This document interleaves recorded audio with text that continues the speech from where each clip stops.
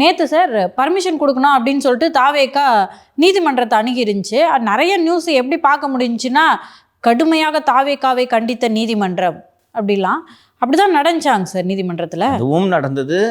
சரிசமமாக ஒரு பாரபட்சமின்றி ஒரு முடிவை எடுங்கள் என்பதும் நடந்தது. என்ன நடந்தது என்று சொல்கிறேன். தாவேக்கா சார்பில் நீதிமன்றத்தை அணுகி நாங்களும் ஒரு அரசியல் கட்சி பிரச்சாரத்துக்கு நேரம் கேட்குறோம். ஆனால் பாருங்கள், முதல்வர் இந்த கரூரில் ஒரு மாநாடு நடக்குது, அதுக்கு ஸ்டேஜுக்கு போகிற வரைக்கும் பட்டாசு வெடிக்கிறாங்க, ரோட் ஷோ நடத்துகிறாரு, அவரோட மகன் போகிற இடத்துல ரோட் ஷோ நடத்துகிறாரு. அதிமுக பிரச்சாரம் கேட்கிறார்கள், அவர்களுக்கு 8 நிபந்தனைகளோ 9 நிபந்தனைகளோ விதிக்கிறார்கள், எங்களுக்கு மட்டும் 23 நிபந்தனைகள் என்று சொன்னதும் அரசு தரப்பிலிருந்து போய் இங்கே பாருங்கள் சார், மரத்து மேலே ஏறிட்டு நிற்கிறாங்க பாருங்கள் சார். அதுவும் இது மரத்து மேலே ஏறி நிற்கிறத பார்த்துட்டு அவர் நீதிபதி கோபமாக இருக்கார்.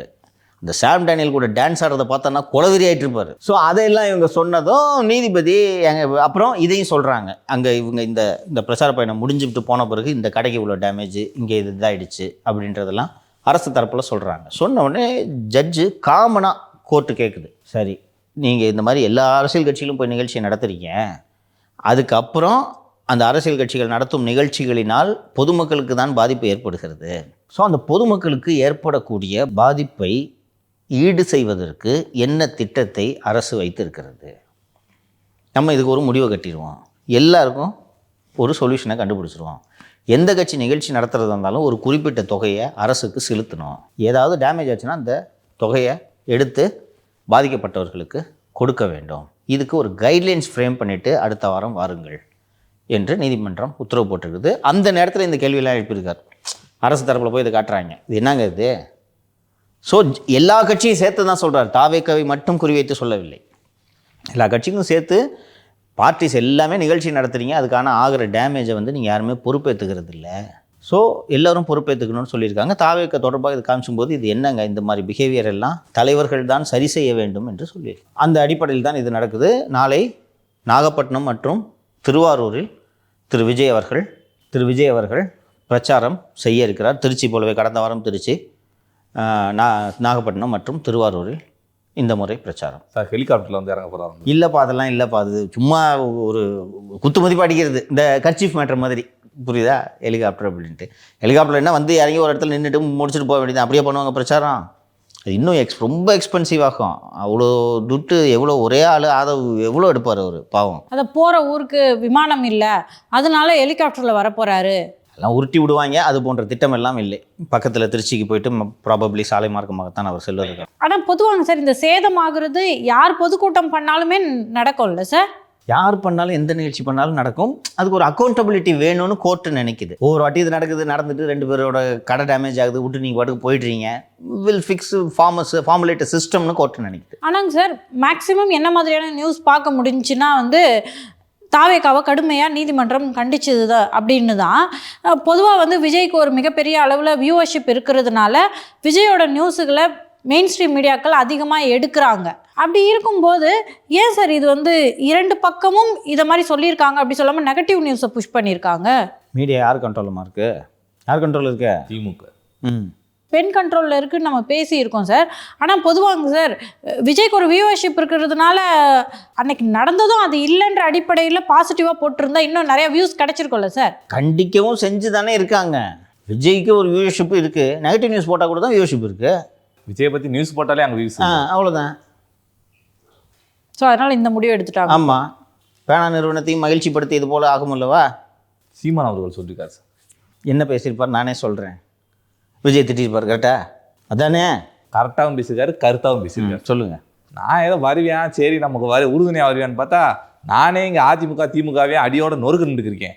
நீ மறுபடியும் எம்ஜிஆர் அண்ணாவின் தூக்கி வந்தால் நான் என்ன பண்ண முடியும் அப்படின்னு சொல்லிட்டு அடுத்து ஒரு பாட்டு வர பண்ணார் சார். நாட்டுக்கு சேவை செய்ய நாகரிக கோமாளி வந்தே எடுங்க. திமுகவும் அதிமுகவும் ஒழிக்கிறது தான் அவங்க வேலை அப்படின்றதுக்காக நீ கட்சி தொடங்கினேன்னு சொல்கிறீங்க. ஒழிச்சிட்டிங்களா? எடுத்த வேலையை முதல்ல அதை முடிச்சுட்டு தான் நீ அடுத்த வேலையை பார்க்கணும். அதை வளர்த்து விட்ற வேலையை பண்ணிகிட்டு இருக்கீங்க. பண்ணுறீங்களா இல்லையா? புதுசாக ஒரு கட்சி வந்திருக்கு, அது இன்னும் தேர்தலே போட்டியில், அது வளருமா இல்லையானே தெரியாதே உனக்கு. இங்கே பாருப்பா, என் வேலை திராவிடத்தை ஒழிக்கிறது. நான் என் இலக்கில் தெளிவாக இருக்கேன். அவர் வந்தார்னா வந்துட்டு போகிறாருப்பா. அவர் நாளைக்கு வளர்ந்து ஆட்சியை பிடிச்ச பிறகு அவரை ஒழிக்கணுமா இல்லையான்றதை நான் யோசிச்சுக்கிறேன். இதனப்பா கரெக்டாக இருக்கணும், ரைட்டா? திமுக அதிமுக மாறி மாறி ஆட்சிக்கு வந்து கொண்டு இருக்கிறார்கள். நீங்கள் சொல்கிறது அவங்க 2 பேரும் ஒழிக்கணும்ன்ட்டு என்ன பண்ணீங்க இது வரைக்கும் ஒழிக்கிறதுக்கு? கடந்த 10 ப்ரெஸ் மீட்டாக விஜய் திட்டத்தை தான் அவங்க வேலையை வச்சுட்ருக்கீங்க. சார் ஒழிக்கிறதுக்கு அண்ணன் பண்ணிருக்காரு, மாநாடு போட்டிருக்காரு. மலைகளுக்கு மாநாடு, மாடுகளுக்கு மாநாடு. இது திமுக அதிமுகவை ஒழிக்கிறதுக்கு எந்த வகையில் மாடுக்கு மாநாடு போடுறது உதவும்? திருப்பி திருப்பி எதை எடுத்தாலும் விஜய் திட்டணும், அவ்வளோதான். திராவிடத்தை ஒழிக்கணும் அப்படின்றது தான் என்னோட நோக்கம். நீயும் திரும்ப திராவிடத்தையே தூக்கிட்டு வரியேன்னு கேட்குறாரு. முதல்ல நீங்கள் திராவிட கட்சிகளை ஒழிச்சிட்டு அதுக்கப்புறம் இங்கே வாங்கன்ற இன்னும் 10 பேர் திராவிடத்தை தூக்கிட்டு வருவாங்க. பேரிலேயே தேசிய முற்போக்கு திராவிட கழகம்னு இருக்குது. ஐயா விஜயகாந்த்ன்றீங்க, ஏன் அதை பற்றி நீங்கள் பேசுறதில்ல? அந்த கட்சி ஆட்சிக்கு வரப்போவதில்லை, ரைட்டா? அப்போ விஜய் எங்கே குறி வைக்கிறீங்க? ஆட்சிக்கு விஜய் வந்துட்டார், ஆட்சிக்கு வந்துட்டாருன்னு சொன்னால் நீங்கள் விமர்சனம் பண்ணுங்கள். இன்றைக்கி வந்துட்டாரா? வரப்போகிற பாசிபிலிட்டி இருக்கக்கூடிய கட்சி எது? அதிமுக, திமுக. அதை ஒழிச்சிட்டிங்களா? இன்றைக்கி உங்கள் இலக்கு எதாக இருக்கணும்? ஒரு மக்கள் விரோத ஆட்சி நடந்துக்கிட்டு இருக்குது, அந்த கட்சியை எதிர்த்து எதுவும் பேச மாட்டேங்குது. இன்னொன்று சொல்ல போனால் நீங்கள் பர்சனலாக பழிவாங்கப்பட்டிருக்கீங்க அந்த கட்சியால். உங்கள் குடும்பத்தை சிறுமைப்படுத்தியிருக்காங்க. ஆள் இல்லாத சமயத்தில் உங்கள் மனைவி அந்த பாடுபடுத்துகிறாங்க. ஒரு போலீஸ் இன்ஸ்பெக்டர் விட்டு ஒரு சாதாரண அதிகாரி, ஒரு ஐபிஎஸ் அதிகாரி உங்கள் கட்சியை திரள்நிதி திருடன் கட்சின்னு சொல்லி உங்கள் கட்சி தொண்டர்களை போட்டு விடிய அடிச்சிருக்கிறான். நார்த் இந்தியாலெல்லாம் போய் இது வந்து பிரிவினைவாத கட்சின்னு பேசுகிறாரு, தீவிரவாத கட்சின்ட்டு உங்களுக்கு கட்சியை பற்றி பேசிட்டு வர்றான். அந்த அதிகாரியை பேச விட்டுட்டு இந்த கவர்மெண்ட் வேடிக்கை பார்த்துட்டு இருக்கு. அந்த கட்சி மேலே கோபம் வராமல் ஒரு வார்த்தை உன்னை பற்றி பேசியிருக்காரா விஜய்? கோபம் யார் மேலே இருக்கணும்? வீட்டில் இருக்கிற பெண்கள்கிட்ட போய் வீரத்தை காட்டுறான் கவர்மெண்ட்டு. வாட்ஸ்அப்பில் அனுப்பிச்சாலே சீமான் வரப்போகிறார் விசாரணைக்கு, கரெக்டாக? வீட்டில் போய் நோட்டீஸை ஒட்டி அன்னி தனியாக இருக்கும்போது ஒரு செக்யூரிட்டி கார்டை வம்புக்கு கேஸை போட்டு விட்டு ரிமாண்டு பண்ணி பெண்கள்கிட்ட போய் வீரத்தை காட்டுறானுங்களே, எவ்வளோ கோவம் வரணும் உனக்கு? சார், இன்னைக்கு திரு சீமானுடைய சேவை திமுகவுக்கு தேவை, பயன்படுத்திக்கிறாங்க. ஒருவேளை மீண்டும் திமுக நாளைக்கு வருதுன்னு வைங்க சார், அதே சிக்கல் அண்ணன் சீமானுக்கு நீடிக்க தானே சார் செய்யும். இப்போ வேண்டுமானாலும் வருமா? சொல்கிறபடி பணத்தை கூட கொடுக்க மாட்டானுங்கம்மா அவனுங்க, பிச்சைக்கார மாதிரி நடத்துவானுங்கம்மா. அல்ப காசுக்கு ஆசைப்பட்டுக்கிட்டு எதிர்காலத்தையே தொலைக்கிறாருன்றது தான் எனக்கு வருத்தம். அந்த பையனாவது வீடியோவுக்கு 2 லட்ச ரூபா வாங்குறான், உங்களோட ஜாஸ்தி வாங்குறான். சார், நான்லாம் சார் இந்த மாதிரி வீட்டில் நடந்தோடனையுமே குறைஞ்சபட்சம் திருமதி கயல்வெளிக்காகவாவது சரியான முடிவெடுத்து அதிகாரத்தை கைப்பற்றணும்னு அண்ணன் நினைப்பாருன்னு நினச்சேன் சார். அதிகாரத்தை கைப்பற்றுறதுக்கா? கூட்டணி வச்சு அதை மாதிரி சொல்கிறேன். அது எதுக்கு? பண்ண காசுக்கு எங்கே போக? நான் அதான் தெளிவாக இருக்கார். இதே போல தான் நேற்று முன்னாள் காங்கிரஸ் தலைவர் திரு KS அழகிரி அவர்கள் அதிகாரத்தில் பங்கு என்பதை நாங்கள் வலியுறுத்துவோம். 60 வருஷமாக சாரை மட்டும் நீங்கள் குடிப்பீங்க, சக்கையை மட்டும் நாங்கள் பார்க்குறதா அப்படின்னு. கரும்பு சக்கையாக எங்களை தூக்கி போட்டு விடுகிறீர்களே என்று சொல்கிறது ஒரு நியாயமான ஆதங்கம். அதில் ஒன்றும் எனக்கு மறுப்பதற்கு இல்லை. இன்னொன்று, அப்படி பேசினா தான் திமுகவும் மதிக்கும்.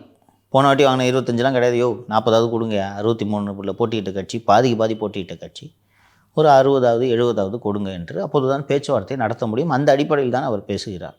உடனே வாலி பெருந்தகைக்கு கோபம் வந்து விட்டது. தலைமையெல்லாம் அப்படி சொல்ல, இருந்தாலும் அவர் இஷ்டத்துக்கு பேசுகிறாரு, கோபம் வந்துருச்சு. திமுக இது வந்து கட்சிக்கு தான் சார் நல்லது, டிமாண்ட் ஏற்றலாமே சார். அவருக்கு நல்லதா? உனக்கு கையில் வாலியை கொடுத்து கையில் காசையும் கொடுத்து வச்சுட்ருக்கோம், இப்படி கூடுதல் சீட்டு கேட்டுக்கிட்டு ஒருத்தவங்க பேசிகிட்டு இருக்கிறான், நீ வேடிக்கை பார்த்துட்டு இருந்தா என்ன அர்த்தம்? வாலியை கொடுன்னு பிடிக்கிட்டா? அந்த கோபத்தில் தான் ஒரு டென்ஷனாக தலைமையெல்லாம் அப்படி சொல்லுங்கள், சும்மா விடுங்க, நான் பேசப்பட்டார். ஸோ எல்லா கட்சிகளும் இந்த நேரத்தில், தேர்தல் நேரத்தில் தங்களது பேர வலிமையை அதிகப்படுத்த இதை பேசுவார்கள். டாக்டர் கிருஷ்ணசாமி, அதிகாரத்தில் பங்களிக்கும் கூட்டணியில் தான் நாங்கள் சேருவோம். அவருக்கு ஒரு சிக்கல் இருக்குது, அண்ணனுக்கு, டாக்டருக்கு. தேவேந்திரகுல வேளாளர் மக்களின் வாக்குகளை அவரும் அண்ணன் திரு ஜான் பாண்டியன் அவர்களும் சரிசமமாக பகிர்ந்து கொள்வார். இருவருமே செல்வாக்கு பெற்ற தலைவர்கள். ஜான் பாண்டியன் பிஜேபி கூட்டணியோடு இருப்பதன் காரணமாக அவர் எப்படியும் அங்கே போய்விடுவார். அங்கே போவதற்கு திரு கிருஷ்ணசாமி அவர்களுக்கு விருப்பம் இருக்காது, விருப்பம் குறைவாக இருக்கும். அவரது பேர வலிமையை வலியுறுத்துவதற்கு அதை மீறி நான் ஜான் பாண்டியனுக்கு கூட்டணியில் வரேன்னா எனக்கு இவ்வளோ சீட்டு கொடுங்க என்று பேசுவதற்கு வசதியாக அவரும் பண்ணுகிறார். இந்த நேரத்தில் தான் உங்களுக்கு இந்த மதிப்பு. 26 முடிஞ்ச பிறகு இந்த தேமுதிகவையோ புதிய தமிழகத்தையோ மற்ற கட்சிகளை யாராவது சீண்டுவாங்கன்னு நினைக்கிறாங்க, அவ்வளோதான். ஸோ தங்களது முக்கியத்துவத்தை அதிகரிப்பதற்கு இது போல் சிறு கட்சிகள் பேசுவது இயல்பு.